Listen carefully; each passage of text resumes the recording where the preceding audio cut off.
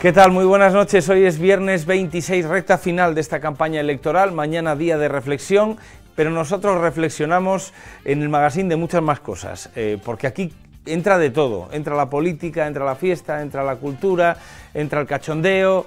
Qué bonito es hacer un magazine. Espero que estén y que se queden conmigo durante todo el tiempo del magazine y que por supuesto sigan viendo la 8. Hoy, ¿qué veremos en el magazine? Lo pueden seguir a través de las redes sociales.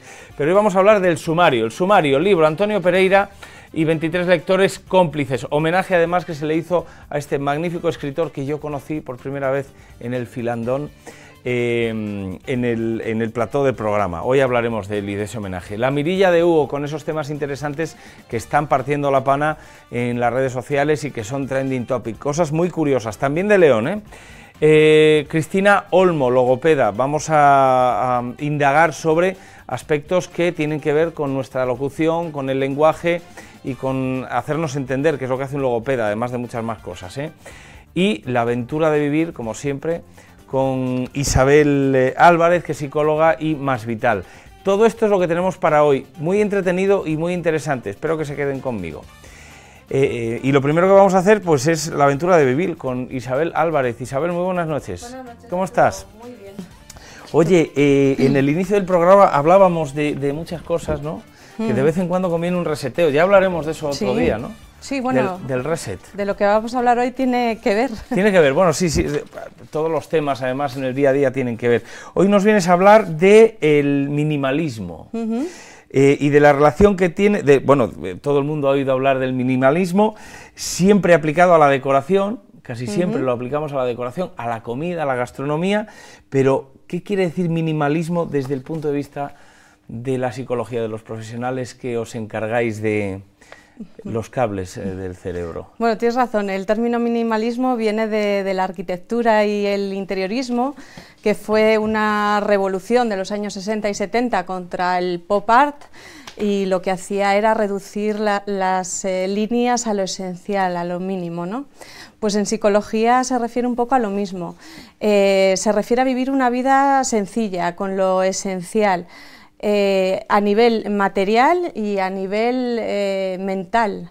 A nivel mental, pues intentar vivir el aquí y ahora, el presente, disfrutar de lo que tenemos y liberarnos de esas rumiaciones, de cosas del pasado, de preocupaciones constantes del futuro. Y lo material, pues saber lo que realmente necesitamos y liberarnos de ataduras materiales, ¿no? de esa necesidad de comprar, de adquirir objetos. Oye, me recuerda mucho esto que me dices a un libro que a mí me ha encantado, que he leído muchas veces, ¿no?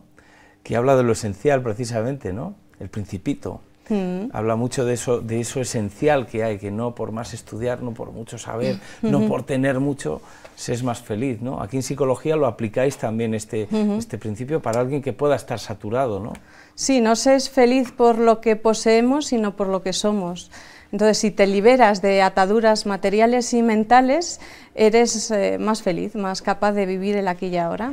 O sea, mentalmente es más fácil asumir algo fácil o algo pequeñito que muchas grandes cosas y todas de repente y de golpe agolpadas, ¿no? Bueno, hay que distinguir qué es lo esencial en la vida y centrarse más en ello. Bueno, vamos con la siguiente pregunta. ¿Qué ventajas puede tener el minimalismo para nosotros? Bueno, pues lo que te comentaba, el poder disfrutar más de las cosas, de lo que tenemos, del aquí y ahora, de sentirse más libre y estar más relajado, menos estresado, porque nos gusta demasiado complicarnos a veces y tenemos la sensación de que no podemos con todo. Para eso hay que ser también organizados, ¿no? A veces, y de orden precisamente vamos a hablar. Si ponemos en práctica de vez en cuando el minimalismo, ¿nos ayuda a ser más ordenados? El ser ordenado en el hogar o en el trabajo ayuda también a organizar la mente, porque perdemos mucho tiempo buscando cosas. Cuando tenemos todo desordenado nos cuesta ponernos a trabajar, nos da pereza, tardamos más tiempo en limpiar y a veces volvemos a adquirir cosas que incluso ya teníamos, pero no las encontramos, ¿no?, en el fondo del cajón y volvemos a comprar lo mismo. O sea que el orden que tengamos en nuestra casa, por ejemplo, en nuestro trabajo, también tiene que ver con el orden mental. Pues mira, ocurre algo muy curioso. Cuando te empiezas a desprender de cosas que no son esenciales, que no necesitas o que llevas mucho tiempo sin utilizar, ganas más de lo que pierdes, te da como tranquilidad y te ayuda a eso, a ordenar la cabeza. Oye, dame unos consejos para aprender a ser minimalistas. Bueno, pues mira, uno es que cualquier adicción te resta vida, y adicción puede ser adicción a comprar, adicción al móvil, al ordenador, aparte de alcohol, tabaco, etcétera, ¿no? Entonces, quitarte de cualquier adicción. Otro consejo sería la regla del 80-20. El 20% de las cosas producen un 80% de los resultados, con lo cual, si aprendemos a centrarnos en ese 20% de las cosas que producen el 80% de los resultados, vamos a ganar en tiempo y en tranquilidad. Oye, me gusta mucho ese. Mira, me pasó una cosa el otro día. Yo es que me vienen muy bien estas conversaciones contigo porque ya hago terapia, ¿no? El otro día tenía una lista de cosas en un papel en el bolsillo del pantalón. El problema fue que eché el pantalón a lavar y todas las cosas que tenía apuntadas, que era una lista tremenda de cosas, se destruyó. Al final yo saqué una conclusión, hice 3 cosas importantes, el resto igual no eran tan importantes y las tenía yo en esa lista, y hay veces que uno se obsesiona con eso, ¿no? Realmente ahí ves que tampoco igual es tan importante todo y tenerlo todo estrictamente apuntado y a rajatabla. Bueno, pero ¿no? Apuntar está bien. Sí, pero bueno, perdí la lista y no pasó nada, no se acabó el mundo, no me acordé de muchas cosas, pero es decir, tiene mucha relación con esto, ¿no? Otra de las cosas relacionadas con esto de la regla del 80-20 es aprender a delegar y no ser tan perfeccionistas, ¿vale? A veces creemos que tenemos que hacerlo todos nosotros porque somos los que mejor lo hacemos, pero hay cosas que simplemente hay que hacerlas, aunque no estén perfectamente hechas. Entonces, aprender a delegar. Me tienes que dar consejos para aprender a delegar también. ¿Qué más cosas? Más cosillas. Por ejemplo, reducir el flujo de información. Tenemos actualmente tanta información que nos viene por tantísimos medios que es imposible procesar todo eso, y mucha de la información que recibimos no nos sirve absolutamente para nada y luego nos tenemos que librar de ella, con lo cual si aprendemos a apagar el móvil varias horas al día, a ver noticias, pues eso, lo esencial, a escuchar o tener conversaciones sobre cosas más importantes o a leer un libro, podremos profundizar en más temas y no tendremos tanto exceso de información. También a veces hay que reducir relaciones sociales que no nos aportan, ¿no? Compromisos que no nos llevan a ninguna parte, y a veces las amistades o la gente que realmente nos aporta le dedicamos menos tiempo, ¿no? Luego tiempo para cuidar, lo que digo siempre, la salud, la alimentación, hacer algo de ejercicio. Y bueno, lo que hemos hablado del orden. Quería hablar de una persona que es muy curiosa, escribe libros, es consultora del orden, ¿sí? Que se llama, hace el método KonMari. El método KonMari da buenos consejos para organizar y ordenar, y uno de ellos es que, por ejemplo, en el armario, la ropa que tienes, si tienes que valorar cuánto te hace de feliz una prenda. Si no te hace muy feliz, descártala. Y otra de las cosas que habla es que cuando vayas a adquirir algo, por ejemplo algo de ropa, pues tienes que desechar otra prenda para tener siempre un orden y lo mínimo, lo que te hace sentir bien y lo que te hace falta. Eso lo hago yo con los juguetes de la niña. Pero si quieres coger un juguete hay que dejar otro. Efectivamente, si no, muy bien. Bueno, sí. Pues está muy bien, algo estamos haciendo bien. Y si tenemos dudas, lo mejor acudir a ver a Isabel Álvarez, Más Vital, o que la vean ustedes aquí cada 15 días en el magazine, 8 Magazine León. Muchas gracias, Isabel. Muchas gracias a ti. Seamos minimalistas, que conviene de vez en cuando. Viene muy bien. Siempre. Eso, siempre, vale. Siempre. Pero claro, sin pasarnos tampoco, ¿no? Los excesos siempre serán malos, digo yo. Sí, bueno, otra cosa que no he dicho, que es muy importante, es el tema, por ejemplo, de endeudarnos, de adquirir cosas que son gratis y al final son una atadura porque nos cuesta un mantenimiento, nos ocupa sitio, que a veces no tenemos ni dónde meterla, y cuantas menos deudas, mejor se duerme. Eso es verdad. Muchas gracias, Isabel. Gracias, como siempre. Más Vital. Vamos a hacer una cosa, decirles que como este domingo hay un programa especial, elecciones, muchos libros después, que es lo que están viendo en sus pantallas, se emitirá, como ven en el rótulo, después de ese programa especial Elecciones Generales. Si habitualmente emitimos los domingos a las 10, Este domingo emitiremos sobre las 12:30 aproximadamente, cuando termine ese pedazo de programa especial que vamos a hacer con el resultado de las elecciones. ¿Obligarías a estos chavales a leerlo? Siguiente. Ahora te voy a hablar. Y ahora vamos a hablar de un nuevo capítulo con nuestra logopeda Cristina Olmo, la mejor logopeda de España. Cristina, ¿qué tal? ¿Cómo estás? Hola, muy bien, gracias. Bueno, ¿hoy de qué nos vienes a hablar, Cristina? Pues hoy Cuéntame. vamos a hablar de los trastornos de la voz. Vamos a hablar de los trastornos de la voz porque es uno de los campos de trabajo más importantes del área de logopedia. Son muchas las patologías de voz que podemos tratar habitualmente en nuestras consultas, que van desde laringectomías parciales o cordectomías a laringectomías total, disfonías funcionales por hipo o hiperfunción, disfonías orgánicas, nódulos, pólipos, disfonías infantiles, puberfonías, presbifonías y, por supuesto, toda la patología derivada del uso inadecuado de la voz de un profesional. Pero hoy nos vamos a centrar sobre todo en las disfonías orgánicas. ¿Por qué? Porque es el trastorno de la voz más frecuente en nuestras consultas.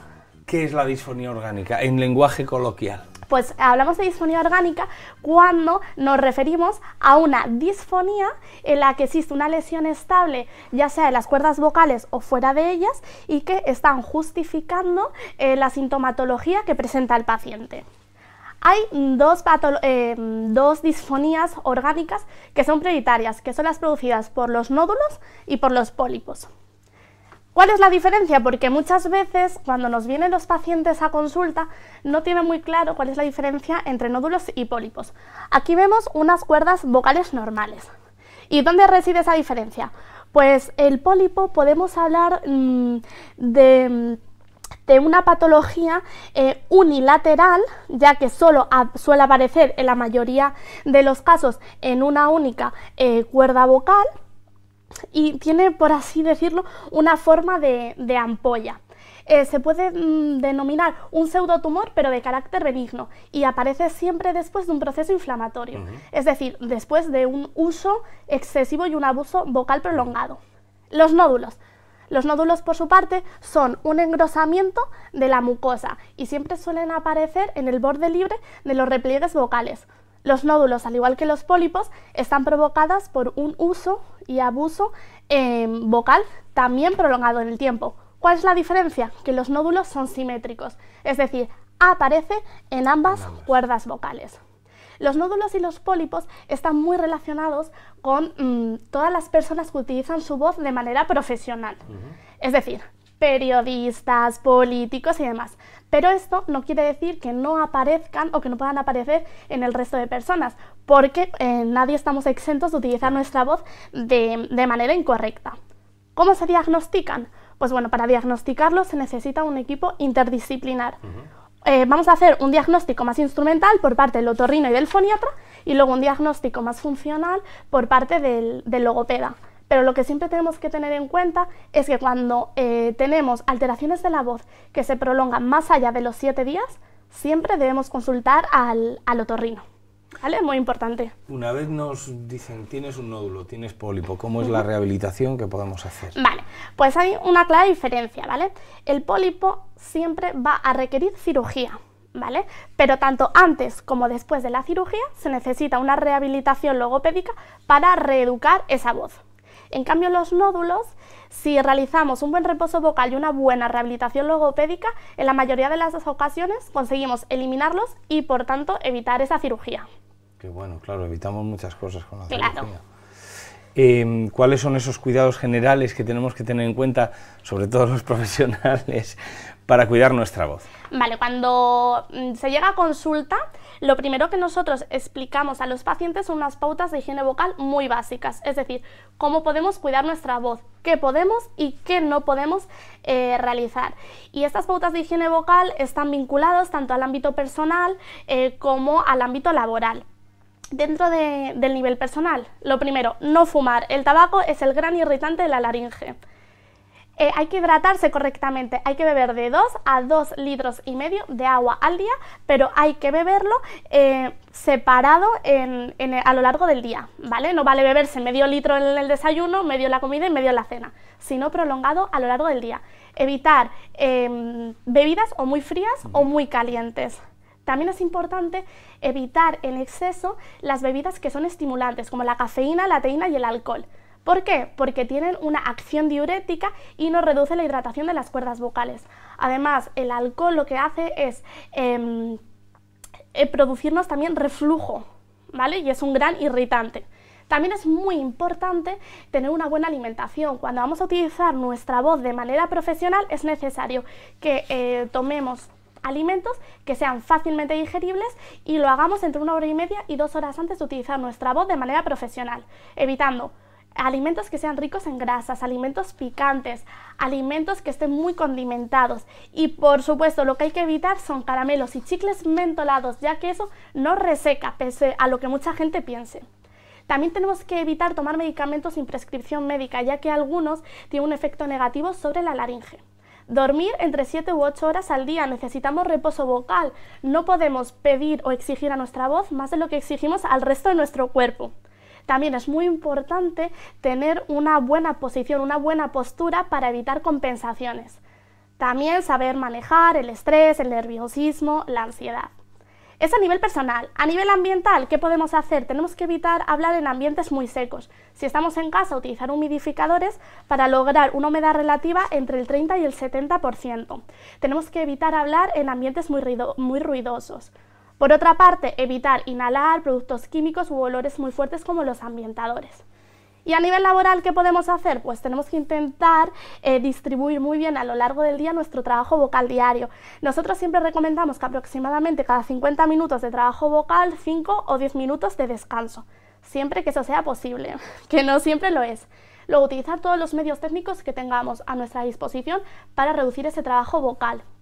También hay que evitar que tanto la calefacción, aire acondicionado, etcétera, estén en temperaturas extremas porque nos reseca la mucosa y por tanto nos reseca la laringe. Cuidado con esos cambios bruscos de temperatura porque todo lo que afecte al sistema respiratorio nos va a afectar a la laringe. Y siempre tener un sistema de agua potable cerca. Y último consejo, no tenemos tiempo para más. Por ejemplo, esto es malísimo, ¿no? Carraspear, muy malo. Es mejor bostezar y después ya beber un poquito de agua. Un poquito de agua, ¿verdad? Sí. O tragar. Bueno, que es algo que es verdad que hay ocasiones que se te pone algo aquí, pero bueno, claro. el exceso y el uso de esa voz Eso en el es. trabajo es verdad que a veces que dificulta esto. Oye, muchas gracias como siempre A vosotros. a la mejor logopeda de España, que nos da consejos aquí a mí y a todos ustedes para tener, pero es que además los consejos que dan no solamente es para tener una buena voz y todo en condiciones, sino todo el cuerpo y una buena salud, porque esto es de lo que se trata. Teniendo buena salud tendremos una buena unido. proyección de la Eso voz, ¿no? es. Muy bien. Pues muchas gracias. A vosotros. Y hasta el próximo día. Y a todos ustedes no se me vayan porque hacemos un breve descanso y tenemos muchos temas todavía por delante.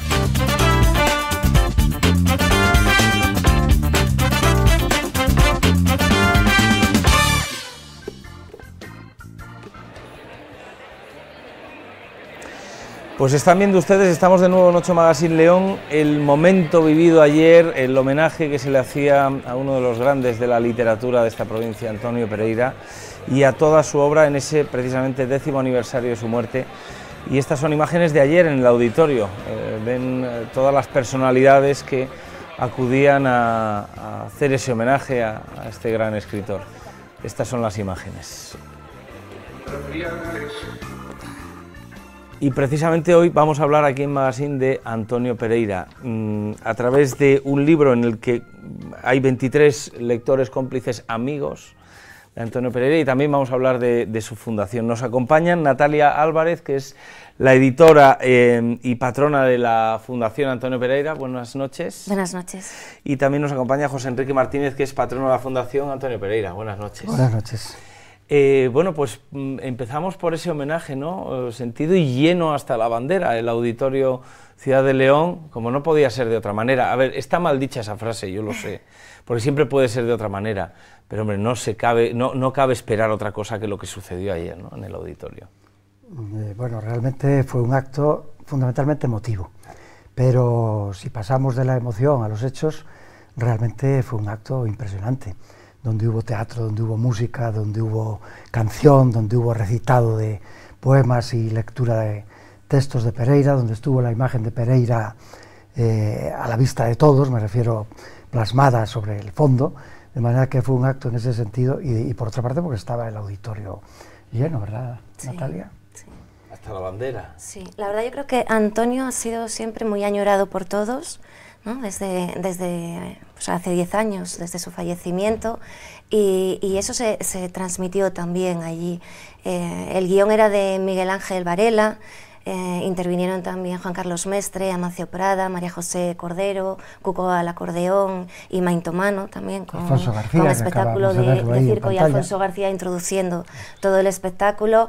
Y a mí me gustó también porque había gente joven que no había llegado a tener trato personal con él, y yo tenía alguna cercana y le preguntaba ¿en qué impresión tienes? Y les encantaba porque también se proyectaron vídeos con entrevistas. Oye, me gusta que hables de... Hablabas de María José Cordero. Estuve con Miguel Ángel Cordero en el Museo del Batán del Val de San Lorenzo celebrando el Día del Libro con niños, precisamente, y salió a relucir Antonio Pereira en esa conversación. Leíamos las aventuras, digámoslo así, ¿no? Las aventuras de Cordero, el que inició lo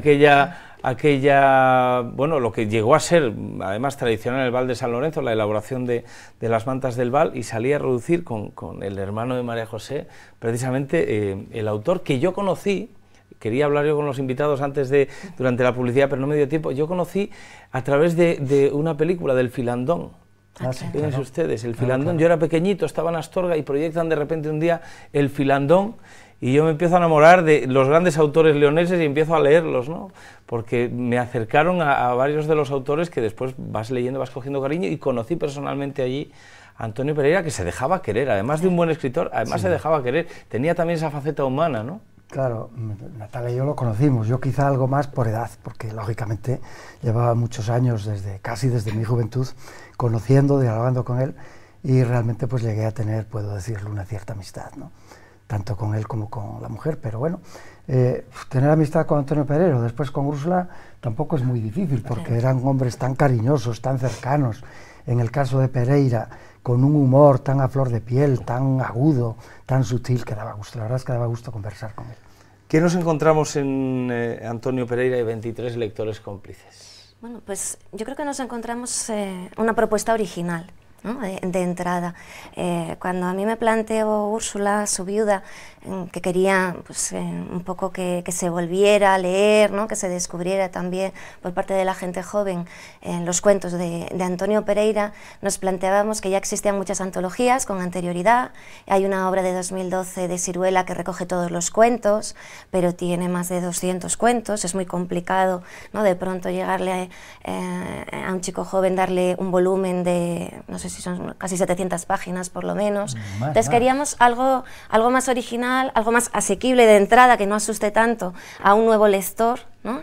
Y conseguir crear nuevos lectores de Antonio Pereira, pues pensábamos, ya que hay antologías descatalogadas y ese volumen es muy extenso, pensamos en una propuesta original como esta. Son 23 cuentos de Antonio Pereira, 23 cuentos excelentes, y van acompañados de 23 comentarios breves de grandes autores actuales. Eso le da como un plus, ¿no? a la Le da un edición. plus muy bueno, y fíjate, a mí me gustan los ensayos, me gusta, yo hice biología, hija mía, yo soy de ciencias, aunque después me dediqué a la música, a las letras y a otras cosas, ¿no? Me va todo íntimamente unido. Pero es verdad que hay que hacer quizás el conocimiento que podamos darle a aquellos lectores jóvenes a través de los cuentos de Antonio Pereira, con ese añadido, con ese plus, y hacerlo de esta manera, pues está muy bien, porque la lectura me imagino que sea cómoda. Lo acaba de llegar a mis manos, Sí. No lo conocía, acaba de llegar ahora en el magazine, pero lo voy a leer con mucho interés. ¿Qué es lo que os dice la gente de este libro? Que por cierto hay que mencionar a la editorial, que si no Héctor Escobar, pues me puede reñir, Eolas Ediciones. Seguro. Bueno, yo lo primero, ya que lo has, ¿no? sugerido, a Eolas Ediciones, sí que le quiero agradecer mucho esta apuesta por la cultura, ¿no? Siempre estamos diciendo que en los últimos años son las pequeñas editoriales las que realmente están apostando por el producto literario de calidad, Sí. ¿no? Y en este sentido estamos muy contentos con Eolas, con Héctor Escobar, con Raúl y Marta. Lo que me planteabas de qué es lo que nos están diciendo, bueno, yo estoy muy contenta con las primeras opiniones. Ha empezado a salir alguna reseña en la que resaltan estas ideas, ¿no? Que es muy original, que es un libro muy entretenido, es muy sencillo de leer.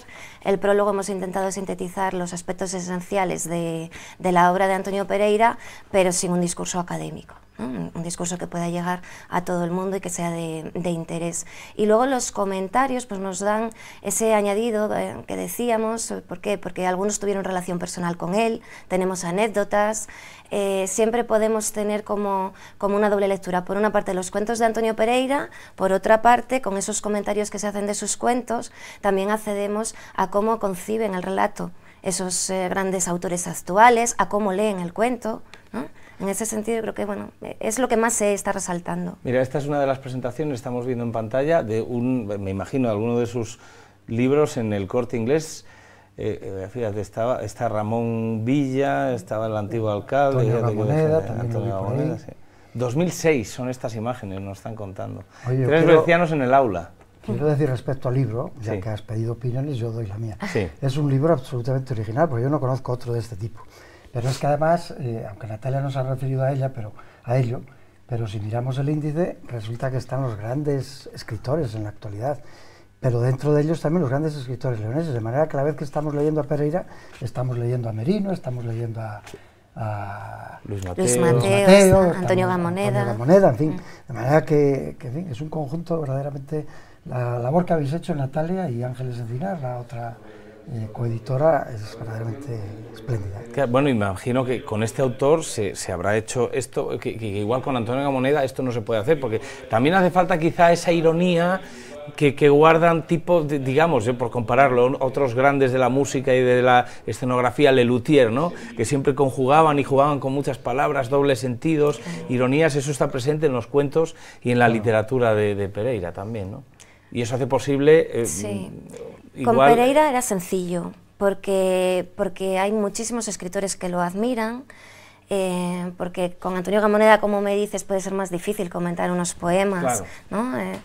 Es complicado, es un género muy distinto, y eso que con Pereira siempre decimos, y lo señalamos también en el libro, que es un poeta que escribe cuentos, que en realidad él utiliza muchas armas de la poesía, ¿no? Como la economía del lenguaje, la sugerencia, la ilusión de determinados aspectos que están ahí, pero nos lo dice, pero no lo acaba de decir, ¿no? Y con esa gracia también, con esa ironía, dobles sentidos, agudezas, pero con Antonio Pereira era muy fácil, realmente. La idea surgió además porque, bueno, hablando con determinados escritores de pronto que venían a actos que celebrábamos en la universidad, de pronto me recordaban nombres leoneses y siempre salía el nombre de Antonio Pereira y siempre era la idea de ¿y cuánto lo añoro? ¿Cuánto lo echo de menos?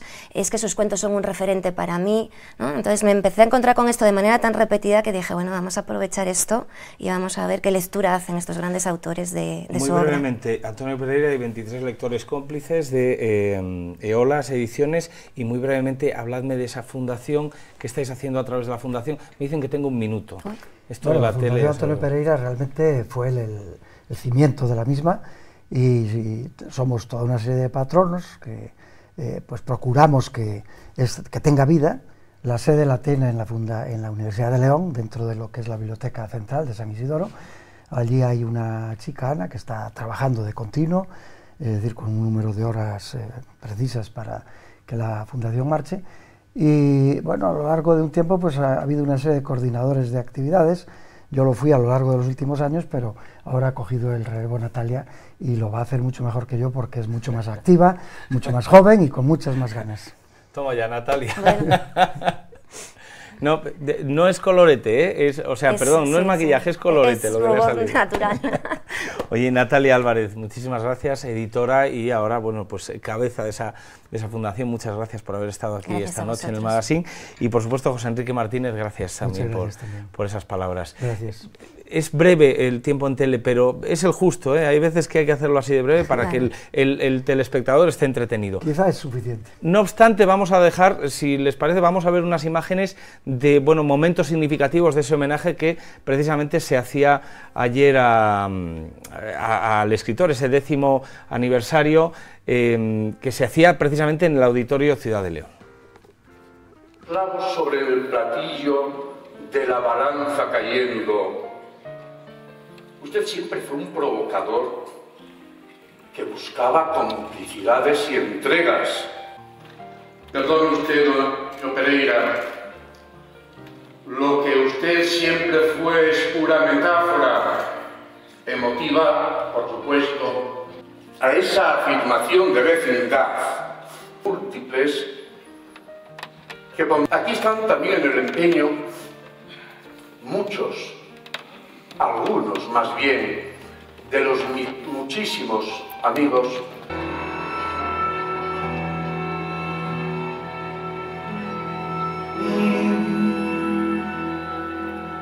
el manto de las estrellas que nunca saben.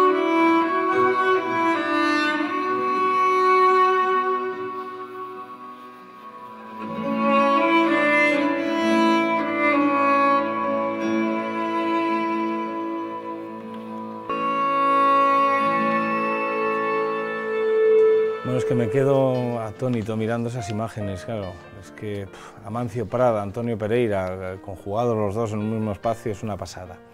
En fin, ¿cómo seguimos adelante? ¿Y cómo despedimos este viernes bien? Y despedimos la semana y el magazine. Y justo además damos paso al sábado, periodo de reflexión, y al domingo para coger fuerzas para votar el domingo. Pues con una sección que lo peta. La mirilla de Hugo, dale caña.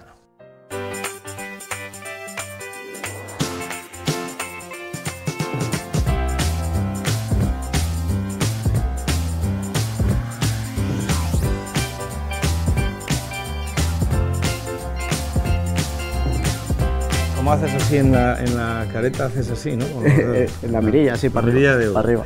Bueno, pues Hugo, venga, vamos a entretenernos. Buenas noches, La mirilla de Hugo. Siempre temas interesantes que tú extraes, estás todo el mes. En la red, los navegando, 15 días más o menos, para que sea navegando en la red, actualizado. buscando a ver lo que lo está petando para enseñarlo aquí Sí. en 8 Magazine León. ¿Y qué nos traes esta noche? Bueno, pues hoy empiezo con un vídeo que a mí me parece fascinante, pertenece a la asociación Masaka Kids y a ver si lo podemos ver porque la verdad que tiene una alegría alucinante. Esta asociación, su propósito es crear esperanza a los niños de Uganda, ya que en Uganda es el país con más índice de niños huérfanos, concretamente 2,4 millones, y muchos han perdido a sus padres debido al SIDA, por los conflictos civiles. Y bueno, lo que esta asociación pretende es crearles esperanza para que tengan un futuro mejor, y no solo eso, también les ofrece un refugio, les ofrece sanidad, medicamentos. A mí me parece genial, así pueden ser los líderes en un futuro, unos buenos líderes de su país, de su tierra, y que tengan esperanza, claro que sí, no dejan de ser niños. Bueno, y alegría que transmite este vídeo. Claro, me parece genial. Cualquiera que quiera ayudar, pues Masaka Kids, ahí tiene la página web y ahí tiene todo. Pues muy bien, es el primer vídeo, me ha gustado. ¿Qué más nos traes? Transmite mucha alegría. Sí, es verdad. Ahora voy a hablar de Lili. Lili es una mujer asiática que se quedó una espina en la garganta, intentó sacarla con una cuchara. Tan mala suerte que a veces decimos que es peor el remedio que la enfermedad. Pues esto es lo que le ha pasado a Lili. Ahí tenemos su cuerpo. Se tragó la cuchara, que parece poca cosa, pero es una cuchara que mide 13 centímetros. Y lo peor de todo no queda ahí, es que Lili se tragó la cuchara y dijo, bueno, no siento molestia, no voy al médico. Estuvo 4 días sin ir al médico, hasta ya empezó a notar molestia, y aparte que no se quería perder el festival de Kunming, y entonces se tragó la cuchara y hasta los 4 días no fue al médico. Al final todo quedó en un susto porque le estrellaron la cuchara en una operación que duró 10 minutos y solo le quedó una hinchazón en el duodeno. ¿Qué te voy a decir yo? Yo me he tomado un café con leche esta mañana y no sé dónde dejé la cuchara. Sé dónde dejé la cuchara, no lo sé. En fin, pobre Lili. Bueno, al final bien, ¿no? Sí, al final bien, una inflamación y todo quedó en un susto. Venga, ¿qué más nos traes? Un nombre ahora, ¿no? Ahora un nombre que seguro cuando lo veáis muchos vais a pensar que es el presidente de los Estados Unidos, Trump, pero no es así. A ver si tenemos el vídeo para que veáis cómo se parece este hombre al presidente actual de los Estados Unidos. Este no es Trump, se llama Thomas Mundi y es un imitador que lo imita perfectamente los gestos, imita perfectamente la forma de hablar. En este caso lo deja un poco aparte el tema político y se dedica a hablar de, bueno, un poco en tono de parodia de las obras que están haciendo él y sus compañeros.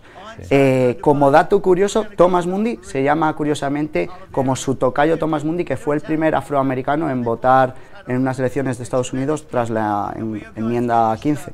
Este tiene un poco más de barriga, tendría que dejarse la corbata pero quizá un poco más larga. Se parece mucho. Sí, se parece, sí.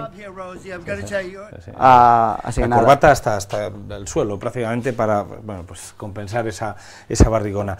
Oye, y háblame de un hito que hemos visto todos, yo creo que esta semana ha sido notición, ¿no?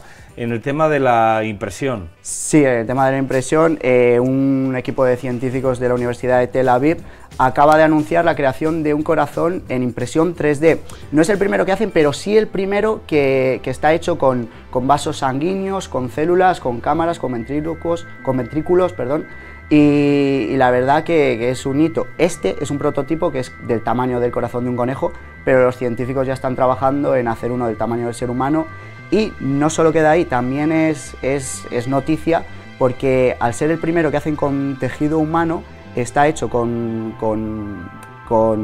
material humano, con el propio organismo humano. Entonces esto quiere decir que más adelante, en un futuro, los trasplantes de órganos no serán con órganos compatibles de otra persona, sino que pueden ser hechos con tu propio organismo. Entonces yo creo que es un avance bastante importante. Lo único que hay que desarrollarlo un poco más para que consiga bombear y hacer un poco más grande. Muy bien, un corazón. Sí, señor. Yo, ¿qué me imprimiría yo? Pues un riñón. ¿Tú qué imprimirías? Un riñón. ¿Tú sabes lo que imprimiría? ¿Qué? Así en plan de, como para cerrar el círculo, otra máquina 3D, así tienes como un bucle infinito. Imprimes máquinas 3D y no deja eso de... Que es como el genio de los deseos, ¿no? ¿Qué deseo quieres? Tener 1000 deseos más, infinitos deseos, ¿no? Pues un poco de eso. Muy bien. Venga, vamos con otro vídeo, Hugo. Qué listo el jodido de Hugo. Otro vídeo. Este vídeo concretamente pertenece a... Nos vamos hasta Girona, concretamente me he quedado el nombre... Cornellà. A Cornellà de Terri, perdón. A Cornellà de Terri, donde en la fiesta mayor casi acaba en tragedia. Mira, es que talan un árbol en la Plaza Mayor y si no es por la rapidez de los dos que lo talan y la agudeza que tiene, podría haber acabado en tragedia. Mira cómo acaba ahí justo, que pilla a dos personas, un niño que pasa por ahí corriendo para esquivarlo, porque pensaban que iba hacia la derecha, pero... Me cago en la leche. Pero ahí, que podía haber acabado en tragedia, al final ha quedado en un susto.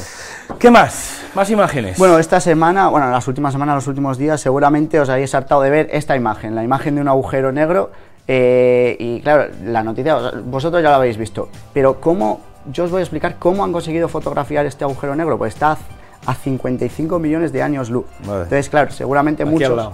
al lado, ahí en Sariegos. Seguramente habéis pensado muchos que lo han hecho como yo, habréis pensado, con un telescopio gigante, pero no es así. Lo han hecho mediante la técnica de la interferometría, y esta técnica consiste en la colaboración de 8 radiotelescopios. Estos radiotelescopios no son como los telescopios normales que solemos ver en una casa, son como antenas parabólicas. A ver si podemos poner la foto de un radiotelescopio. Ahí está, esto es un radiotelescopio. Este radiotelescopio se encarga de recoger las ondas y mediante la colaboración de 8 más, porque en este proyecto han participado con 8 radiotelescopios, han conseguido absorber las ondas de radio. Entonces, esas ondas que cada radiotelescopio absorbe, las manda a un superordenador, y ese superordenador es el encargado de transformar estas ondas en una fotografía que es la que hemos visto. Entonces, no es como yo pensaba que era un telescopio así gigante. fotografiaríamos un objeto que está a millones de años luz. Claro. Tú imagínate ir hasta ese objeto y que se te olviden las llaves de Claro, de te toca casa. volver 55 millones. En fin. Y como dato, era tan pesado la información que cogía cada radiotelescopio, que los científicos optaron por transportar la información en avión y no por internet. Era tan pesada que la transportaron por... Oye, tenemos tiempo para un vídeo más. Hugo. Un vídeo más, el último, ya acabo. Si la ciencia ficción ya nos esperaba, ya afirmaba un futuro con robots que nos ayudaran, que fueran nuestros pequeños ayudantes, por así decirlo. Bueno, el futuro ya es más cercano. En una cafetería de Budapest, estos robots hacen de camareros, tú les pides el pedido. Eso sí, los pedidos los llevan los seres humanos todavía, pero son estos robots pequeños, pequeños, del tamaño así más o menos de un adulto. De camarero. Sí, de camarero. Tamaño ideal de camarero. Te lo llevan a la mesa, tú te sirves tu pedido, le tocas el brazo y este androide vuelve a su sitio para esperar el siguiente pedido. Vale, y la propina a él no se le da, ¿no? Claro, no se le da. Y fíjate lo que se van a ahorrar en propinas. Claro, estará dado de alta la seguridad social, el robot. Bueno, en Budapest no tienen nada que hacer ya los inspectores de trabajo, porque lo tienen fastidiado. Este trabaja horas y horas y no se queja. En fin, no, esperemos que el trabajo siga existiendo, ¿eh? Que hagan robots para llevar café está muy bien, pero el factor humano, el robot no te da conversación de momento. Bueno, a ver lo que pasa. Hugo, muchas gracias. Un placer, siempre. Buenas noches y hasta la próxima. No te me vayas, que hoy despido contigo. Venga, vale, perfecto. Despido con Hugo. Podemos, ¿no? Y nos vamos ya. Pues hala, adiós, sean felices, sigan viendo la 8 León, disfruten del fin de semana, voten con conocimiento, porque si no dentro de un año vamos a tener que volver a votar. Y sean muy felices, sigan viendo la 8 León, adiós. Adiós.